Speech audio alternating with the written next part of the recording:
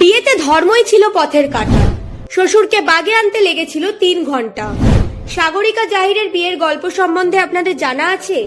ভারতীয় ক্রিকেটের সঙ্গে বলিউড অভিনেত্রীদের প্রেমের গল্পের সীমা নেই। কোনোটা মাঝপথে ভেঙে গিয়েছে তো কোনোটা পরিণতি লাভ করেছে। তেমনই এক দম্পতি হলেন জাহির খান এবং সাগরিকা ঘাটগে। ভারতীয় ক্রিকেট দলের প্রাক্তন পেসার জাহির খানের হাত থেকে কার্যত আগুনের গোলা বেরিয়ে আসতো, কিন্তু ভালোবাসার উইকেটে সাগরিকার সামনে তিনি ক্লিন বোল্ড হয়ে গিয়েছিলেন। চাক দে ইন্ডিয়ার হাত ধরে বলিউডে পা রেখেছিলেন সাগরিকা। একজন কমন ফ্রেন্ডের মাধ্যমে তাদের মধ্যে প্রথম পরিচয় হয়। মুখে কিছু না বললেও জাহির মনে মনে সাগরিকাকে বেশ পছন্দ করতে শুরু করেছিলেন। এরপর বেশ কয়েক বছর দুজনে একে অপরের সঙ্গে গোপনে ডেট করতে থাকেন, কিন্তু ধর্মীয় বিভেদের কারণে তাদের এই সম্পর্ককে সামাজিক মর্যাদা দেওয়া কিছুতেই সম্ভব হচ্ছিল না।